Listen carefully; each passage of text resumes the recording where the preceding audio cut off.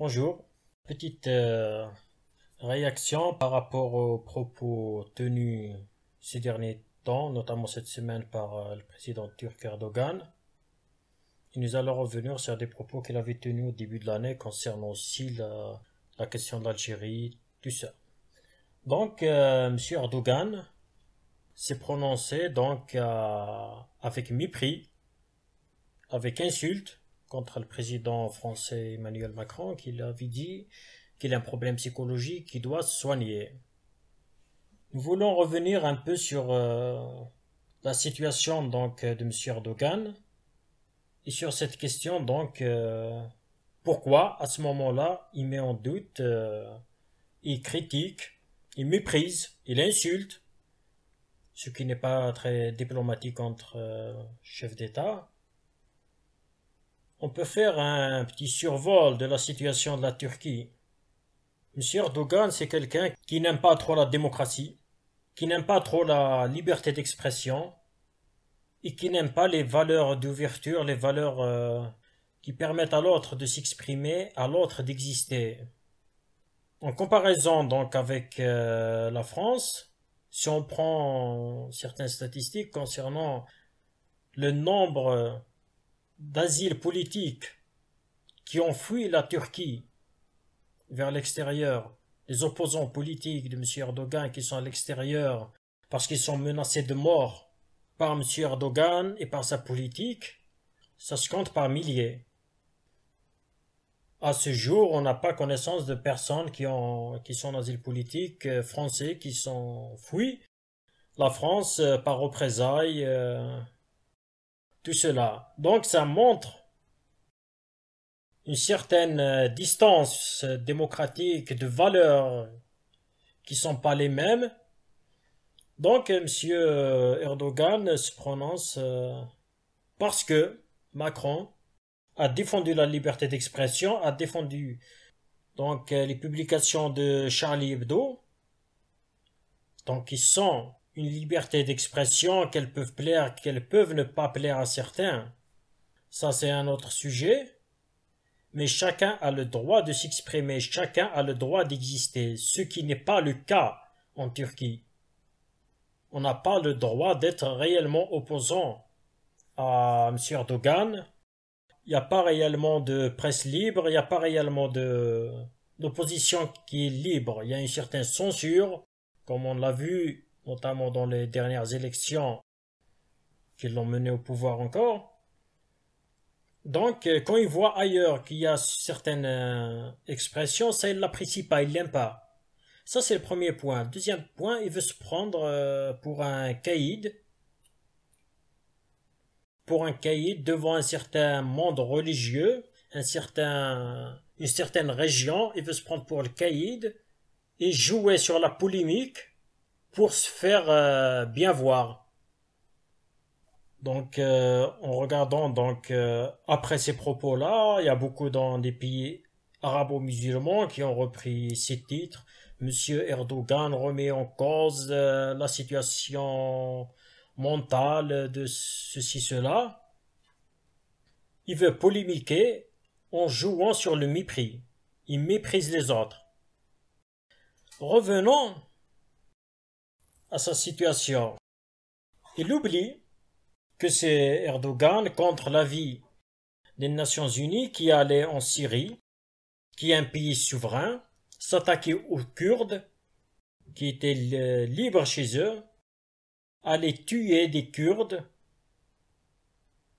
intervenir militairement, ce qui est illégal. Donc c'est quelqu'un qui joue sur l'illégalité. On est comme si on est dans la loi du plus fort dans une forêt entre animaux sauvages, le plus fort est le gagnant. Alors qu'on est dans un monde où il y a des lois internationales qui sont régies par les Nations Unies, qui doivent être respectées par tout le monde. Il n'a pas aimé d'avoir perdu certains pays ottomans qui étaient dans l'Empire ottoman. Il veut poser sa domination, relever ses positions. Et cela, il joue sur le mépris. Mépris, l'insulte des autres présidents, tout cela. et il joue double jeu. D'ailleurs, l'autre fois, chaque fois qu'il menace l'Europe, si vous continuez dans cette politique-là, je vais ouvrir les frontières aux terroristes, je vais ouvrir des frontières aux réfugiés. Pourtant, c'est des musulmans qui sont là-bas en Turquie. Normalement, c'est la Turquie, le premier pays qui doit les accueillir, qui doit les aider, sous le nom de la fraternité musulmane. Mais non, il menace d'ouvrir, il utilise ces réfugiés-là, il utilise des hommes, des femmes, des enfants comme instrument de chantage vers les pays démocratiques, vers les pays européens. Donc, il y a ce point-là qu'on a voulu relever au début de l'année. M. Erdogan donc a reproché à Macron son passé colonial, a dit que vous avez commis un génocide en Algérie. Ce qu'il oublie, M. Erdogan, c'est que Macron est né en 77. Depuis 77, il y a deux présidents. Depuis l'indépendance de l'Algérie. L'indépendance de l'Algérie a eu lieu en 62. Macron n'était pas né. Macron n'a pas assisté. Macron n'a rien fait. Ce n'est pas lui qui a commis la guerre. Ce n'est pas lui qui a ordonné. Il n'était pas à la tête de la France. Il n'était pas même dans ce monde-là. Et ce que M. Erdogan oublie, en reprochant donc, en revenant toujours sur un passé colonial par rapport à l'Algérie, il oublie lui-même le génocide arménien. Génocide arménien où entre 1,2 million et 1,5 million personnes sont mortes. Ça, il l'oublie et à ce jour, il n'y a aucune reconnaissance de la part de la Turquie. Il nie toujours cette existence-là.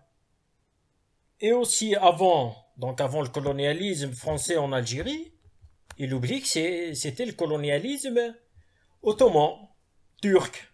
C'est eux qui étaient là-bas. C'est eux qui ont laissé donc le champ libre pour la France pour reprendre l'Algérie et l'Afrique du Nord, la Tunisie, tout ça. Mais cela, il ne le cite pas. Il l'oublie. Il voit chez l'autre ce qu'il ne veut pas voir chez lui. Comme une personne qui voit la poutre dans l'œil d'une autre personne, mais ne voit pas la sienne. Donc, nous avons regardé un peu, j'ai regardé personnellement, un peu sur Internet, sur des livres, des documents, pour voir qu'est-ce que cela peut expliquer. Comment on peut expliquer ces comportements de M. Erdogan à mépriser les autres par rapport à leur attitude et à revenir sur un passé, sur tout ça.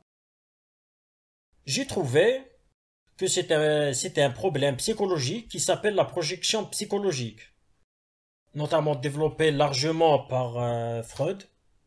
C'est l'art de rejeter la faute sur l'autre, de voir la faute sur l'autre. Pour ne pas la voir chez soi, on la voit chez l'autre. Mais apparemment, avec un petit suivi psychologique, ça peut soigner. Ça peut se traiter. Donc, ce que nous avons trouvé, c'est que ce n'est pas Macron qui a besoin d'un soin psychologique, mais c'est M. Erdogan qui a besoin d'un suivi psychologique. Ce n'est pas très grave, mais ça va aider un peu la Turquie, notamment la diplomatie turque, à mieux se comporter, à mieux parler, à mieux avoir des relations avec les autres. Ce qui est intéressant, c'est que d'avoir un président un peu sain psychologiquement. La projection psychologique qui lance souvent à la figure toute la rage et projette des émotions négatives sur la personne de l'autre. Notamment, il veut pour obtenir certaines choses, notamment ignorer le problème et rejeter la faute sur les autres, se libérer de ce poids intérieur et le faire sortir en heurtant les personnes qui sont aux alentours, susciter la culpabilité chez les autres pour prouver une nette position de pouvoir. Par exemple, il peut dire « moi je n'ai pas de problème », « moi je suis démocratique », « moi ceci, cela » et les autres c'est l'inverse. Ils voient chez les autres l'inverse.